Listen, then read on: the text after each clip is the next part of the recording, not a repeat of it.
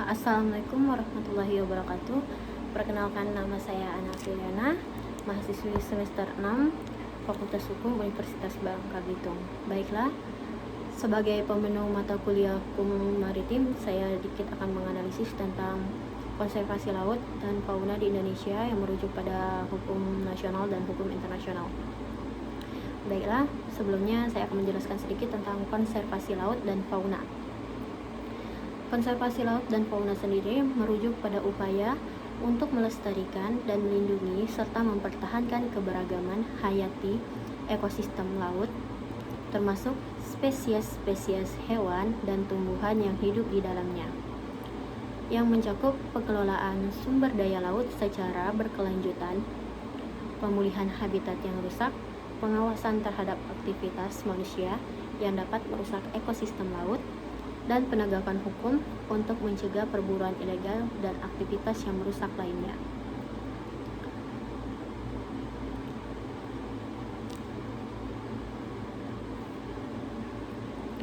Konservasi laut dan fauna di Indonesia, terutama yang terancam, merupakan topik yang kompleks dan penting karena melibatkan keberlanjutan ekosistem laut dan keanekaragaman hayati di negara ini. Perlindungan terhadap spesies-spesies yang terancam diatur oleh hukum nasional dan hukum internasional. Berikut analisis singkat mengenai hal ini. Yang pertama, ada hukum nasional. Dalam hukum nasional, perlindungan fauna di Indonesia yang terancam diatur oleh Undang-Undang Nomor 5 Tahun 1990 tentang konservasi sumber daya dan hayati dan ekosistemnya. Undang-undang ini melarang penangkapan, penjualan, dan perburuan spesies yang dilindungi. Contoh-contoh spesies yang dilindungi itu seperti harimau Sumatera, badak, gajah, serta orangutan, dan hewan-hewan lain. Dalam perlindungan laut, hukum yang melindungi itu ada pada hukum lingkungan Indonesia seperti Undang-Undang Nomor 32 Tahun 2009 tentang perlindungan dan pengelolaan lingkungan hidup berdasarkan yang memberikan dasar hukum untuk konservasi laut, penetapan kawasan konservasi seperti taman laut, dan upaya penegakan hukum terhadap perburuan ikan ilegal juga diatur dalam peraturan nasional. Undang-undang internasional lain yang mengatur tentang laut dan fauna di Indonesia ada Undang-Undang Nomor 31 Tahun 2004 tentang perikanan dan pengaturan tentang pengelolaan sumber daya perikanan termasuk konservasi laut dan ekosistemnya. Yang selanjutnya ada Peraturan Pemerintah Nomor 60 Tahun 2007 tentang konservasi dan pemanfaatan sumber daya genetik ikan yang mengatur tentang pengelolaan sumber daya genetik ikan untuk konservasi dan pemanfaatan yang lestari.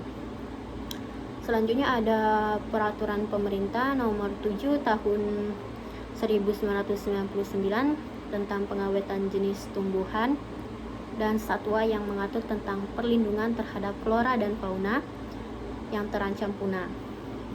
Selanjutnya ada Peraturan Menteri Lingkungan Hidup dan Kehutanan Nomor P20-Menhub-Setjen-Kum 1/10/2017 tentang perlindungan jenis tumbuhan dan satwa yang dilindungi.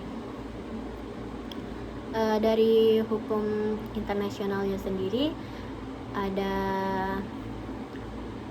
CITES. Indonesia sebagai anggota dari Konvensi Perdagangan Internasional Spesial Terancam Punah memiliki tanggung jawab untuk melindungi dan mengatur perdagangan internasional tentang spesies yang dilindungi seperti satwa liar dan tumbuhan langka.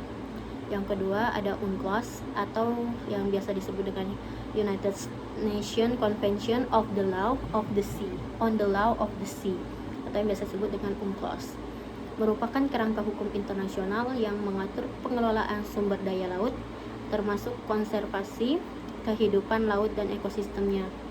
Indonesia sebagai negara kepulauan berdasarkan UNCLOS memiliki yurisdiksi terhadap perairan zona ekonomi eksklusif atau yang biasa disingkat dengan Z, untuk melindungi dan mengelola sumber daya laut. Beberapa hukum internasional lain yang mengatur tentang konservasi laut dan fauna di Indonesia antara lain Konvensi Keanekaragaman Hayati atau Convention on Biological Diversity atau yang biasa disingkat dengan CBD, yang bertujuan untuk melestarikan keanekaragaman hayati termasuk laut dan fauna. Yang kedua ada Konvensi Ramsar tentang lahan basah atau Ramsar Convention yang melindungi ekosistem perairan dan lahan basah yang menjadi habitat dari berbagai jenis fauna. Yang ketiga ada Konvensi CITES yang sebelumnya saya sebutkan, yakni Convention on International Trade in the Endangered Species of Wild Fauna and Flora, yang mengatur perdagangan internasional terhadap spesies flora dan fauna yang terancam punah. Yang keempat ada Konvensi Aarhus tentang akses informasi, partisipasi publik, dan pengambilan keputusan dalam akses keadilan dan urusan lingkungan, atau biasa disebut dengan Aarhus Convention, yang mendorong partisipasi masyarakat dalam pengelolaan lingkungan, termasuk konservasi laut dan fauna. Indonesia sendiri, itu tadi konvensi internasional yang melindungi konservasi laut dan fauna di Indonesia.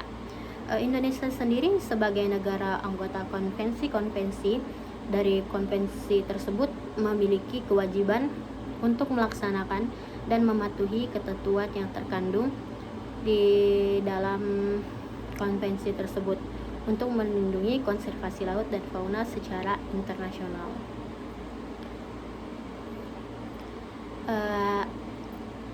Ada beberapa tantangan dan implementasi dalam mengimplementasikan konservasi laut dan fauna di Indonesia, yang meskipun seperti yang kita ketahui, walaupun ada kerangka hukum yang kuat dan baik di tingkat nasional maupun internasional, implementasi hukum seringkali menghadapi tantangan seperti kurangnya sumber daya manusia dan teknologi, perburuan ilegal dan yang terorganisir dengan baik, dan kurangnya kesadaran masyarakat terhadap pentingnya konservasi merupakan beberapa hambatan dalam upaya melindungi flora dan fauna yang terancam di Indonesia.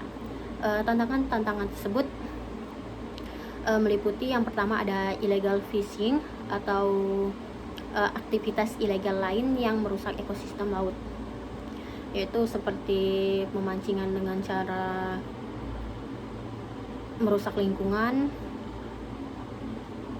Yang kedua ada degradasi habitat laut akibat aktivitas manusia seperti reklamasi pantai yang membuat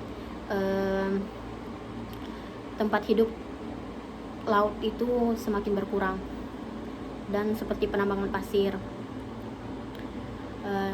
Lalu ada kurangnya kesadaran dan partisipasi masyarakat dalam perlindungan lingkungan laut, seperti contohnya membuang sampah tidak pada tempatnya, membuang sampah di laut yang menyebabkan laut semakin kotor. Selanjutnya ada keterbatasan sumber daya dan dana untuk pengawasan dan penegakan hukum di perairan Indonesia.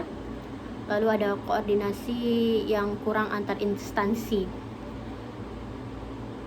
sehingga membuat tidak optimal dalam penegakan konservasi laut.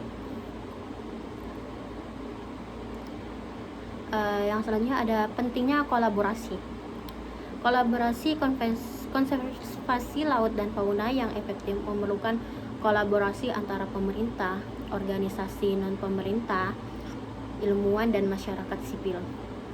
Dari kerjasama tersebut, negara juga penting dalam menangani masalah konservasi lintas batas, terutama dalam hal perlindungan spesies migran atau yang rentan di wilayah perairan yang bersebelahan, dengan mengintegrasikan hukum nasional dan internasional, serta meningkatkan koordinasi antara berbagai pemangku kepentingan Indonesia dapat memperkuat upaya konservasi untuk menjaga keanekaragaman hayati laut dan fauna yang menjadi warisan alam yang sangat berharga. kolaborasi ini itu sangat penting. Demikian dari saya. Lebih dan kurangnya saya mohon maaf. Wassalamualaikum warahmatullahi wabarakatuh.